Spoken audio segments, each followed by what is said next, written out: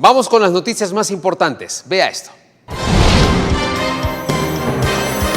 Bien, ahora vamos a hablar del presupuesto general de la Nación para 2025. Algunos analistas han reaccionado al anuncio del presidente de la República que dice que no va a requerir deuda para financiarlo. Tenemos una nota. Sí es viable un presupuesto financiado, pero siempre se acudirá a deuda, señala el economista Carlos Acevedo. Misma expectativa tiene el experto José Luis Magaña. Pagar deuda de pensiones, desde luego hay que emitir deuda, y para servir la deuda que tenemos, la amortización de deuda, también hay que emitir deuda y darle, digamos, el rollover o la renovación a la deuda de corto plazo que va venciendo. Entonces no es que no vayamos a necesitar emitir deuda. Entonces también este anuncio va dirigido a esos inversionistas para decirles, miren, me estoy ajustando, no me suban la tasa, por favor. Entonces un poco esa es la intención que está detrás de este anuncio, más bien, ¿no? De anunciar que no se va a solicitar nueva deuda adicional a la deuda que ya está aprobada. Ambos también señalan que esta medida vendrá a generar un reajuste presupuestario para algunos sectores.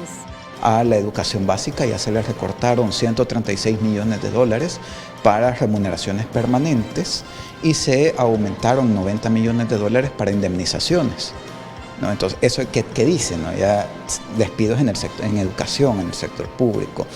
E incluso, bueno, ayer estuvimos viendo ya cómo hay despidos en la Procuraduría General. El ajuste vendría por recorte de gasto público, probablemente despidos de gente que trabaja en el gobierno. Ya hemos estado viendo algunos despidos, pero no sé, digamos, si se va a seguir despidiendo. Yo pensaría que sí, pero eso lo sabe el gobierno. Para Patricio Pineda, miembro de la Mesa para una Pensión Digna, esto no contribuirá al sistema de pensiones por la deuda en la que se encuentra el país. A partir del 30 de septiembre veamos en la propuesta de artículos o en el proyecto de presupuesto general del Estado la primer cuota de pago de esos 10,000 y pico millones, que son 712 millones. Ahí sí. Pineda subrayó que la deuda del país sigue incrementando significativamente y esta podría cerrar con cifras mayores este año. Estefanía Enríquez, Telenoticias Megavisión. En otro tema, el abogado Julio Valdivieso ofreció sus valoraciones respecto al proceso de elección de los nuevos magistrados de la Corte Suprema de Justicia. El listado final de 30 candidatos a magistrados de la Corte Suprema de Justicia. En menos de una semana deben ser electos 7 nuevos magistrados a la Corte Suprema de Justicia. Los candidatos fueron propuestas que vienen del Consejo Nacional de la Judicatura y del Gremio de Abogados en el libre ejercicio de la profesión. Va a estar interesante. A criterio del abogado Julio Valdivieso, es necesario plantearse si aún es válido este mecanismo constitucional de propuesta de candidatos. Ya que en el caso de los abogados, de 45,000 que habemos, solo 3,000 y pico votaron en esta elección. ¿Que es legal? Por supuesto que es legal la elección, pero ¿será legítima? ¿Representarán la voluntad del gremio? Y es que se trata casi del 50% de la Corte en pleno del órgano judicial que sería renovada, por lo que es vital elegir a los mejores, una acción que mayormente está en manos de la bancada cian. Ningún partido tenía la suficiente correlación de fuerzas para decidir. Entonces, ¿qué hacía? Ir a hablar. Todos los partidos decían, bueno, son 5 magistrados los que vamos a elegir. 2 son tuyos, 2 son míos y 1 de aquel. Esa ha sido la tradición. Ahora no. Ahora no tienen necesidad de hablar con ningún partido político. Además, se refirió a la próxima elección del fiscal general de la República, un proceso que estará en perspectiva, ya que el periodo del actual funcionario finaliza el 5 de enero de 2025. Ha hecho un papel hasta ahora aceptable en esto, sin embargo, siempre van a haber detractores en un proceso, pero al final lo que debe de pesar es la efectividad con que usted desempeñe el cargo. Va a haber una evaluación, no sabemos si se van a meter más aspirantes, no sabemos qué procedimiento va a ocupar la Asamblea Legislativa. La elección de los magistrados del Tribunal Supremo Electoral, de la Corte Suprema de Justicia y el fiscal general está en ruta. Algunas postulaciones, como las del órgano colegiado electoral, ya está en acefalía. Todo esto tiene un... Fernando Erazo, Telenoticias, Megavisión. Vamos a cambiar de información. Escuche esto, el criminólogo Misael Rivas dice que la seguridad en el país ya se encuentra controlada y esto es por el régimen de excepción. Sin embargo, señala que la medida debería suspenderse temporalmente para realizar nuevas investigaciones e identificar las zonas más vulnerables en el país.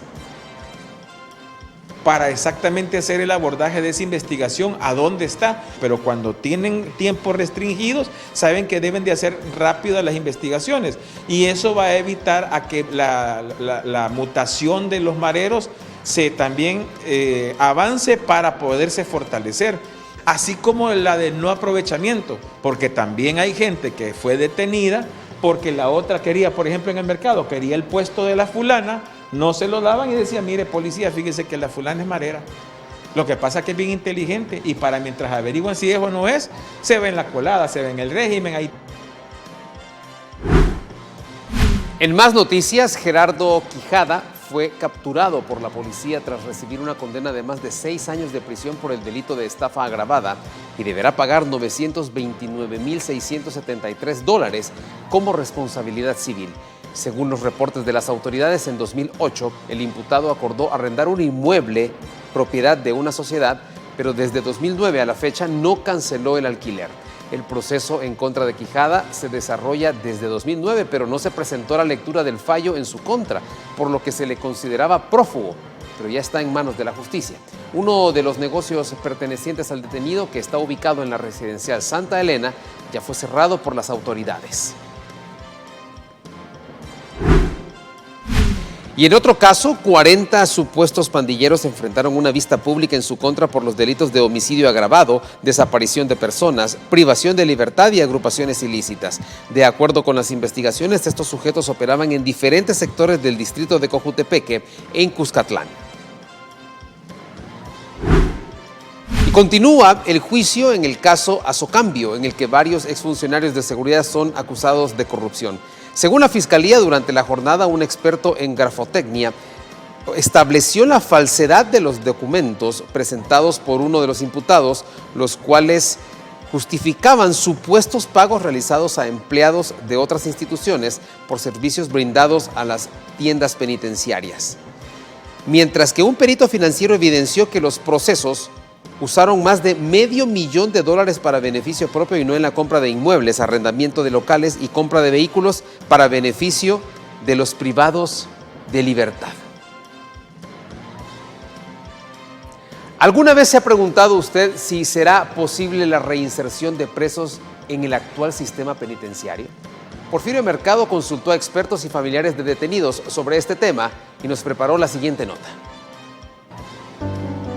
Don Leonidas Martínez López tiene a uno de sus hijos preso. A este 22 hizo 1 año. Pero es optimista al hablar de la resocialización o rehabilitación en las actuales condiciones del sistema penitenciario del país. Pienso que sí. El que tiene de ser otra clase de persona cuando sale de allí, que ha sido pícaro y todo, cambia. Entre todos hay uno que no va, hay unos que salen más peor. Pero el presidente de la República aseguró en esta publicación que miles de reos no peligrosos están siendo entrenados para ayudar a reconstruir el país mediante el Plan Cero Ocio. Este experto en derechos humanos, que ha tenido acceso a las cárceles del país, no duda en que hay buenas intenciones, aunque por la cantidad de presos considera bastante difícil desarrollar un eficiente proceso de resocialización. Se dice que Mariona, o el Penal de la Esperanza, tiene cerca de 29.000 personas privadas de libertad.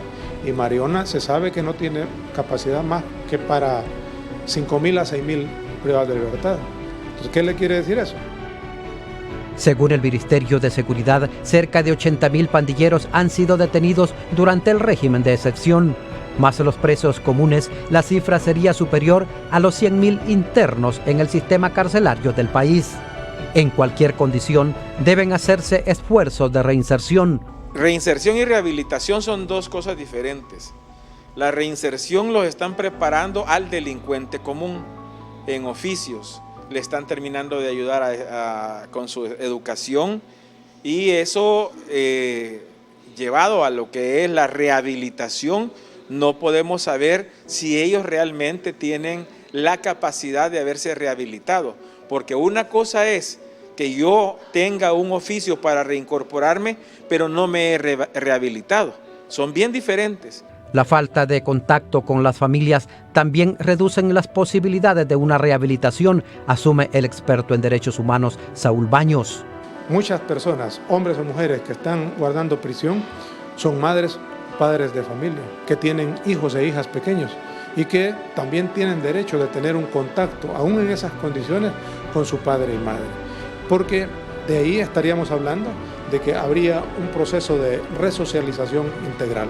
Según la Dirección de Centros Penales, El Salvador cuenta con 27 cárceles para diferentes niveles de presos. Como parte del proceso de reinserción, según las autoridades penitenciarias, unos 2.000 reos en fase de confianza salen diariamente a realizar trabajos fuera de la cárcel. Sin embargo, no todos los prisioneros están en esa categoría. Desde el penal de Mariona, Porfirio Mercado, Telenoticias Megavisión.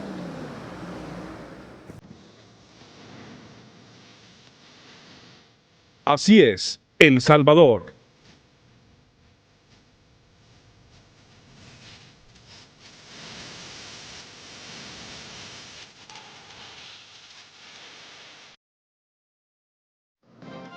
Es momento de seguir aprendiendo de nuestro país, tomando en cuenta que estamos en un mes muy especial, en donde celebramos la independencia patria. Pero mire, tenemos muchos detalles, de todo tipo. Vea este, por favor, póngale atención. Ave nacional. El torogó fue declarado ave nacional por acuerdo legislativo el 21 de octubre de 1999. Recibió este honor debido a su singular belleza expresada en su plumaje. Es un ave inadaptable al cautiverio y símbolo de la unidad familiar por la participación en pareja en el cuidado de sus pichones. Aunque es una especie en peligro de extinción, aún puede encontrarse en zonas montañosas de la región nororiental del país, como Morazán, Zona Norte y Unión y Chalatenango. Alberto Uribe, Telenoticias Megavisión. Qué belleza parte de la fauna que tenemos en nuestro país. Pero mire, también tenemos otras cuestiones que nos caracterizan muchísimo y que no faltan en la mesa de los salvadoreños. Por ejemplo, vamos a comenzar con la siguiente imagen. Estas bebidas frías que no pueden faltar en esos días calurosos en cualquier parte de El Salvador, ya sea la horchata de morro o el fresco de cebada. De estos dos, ¿cuál es su favorito? ¿Horchata de morro o fresco de cebada? Recuerde que en nuestras redes sociales ahí encuentran lo más importante. Los esperamos.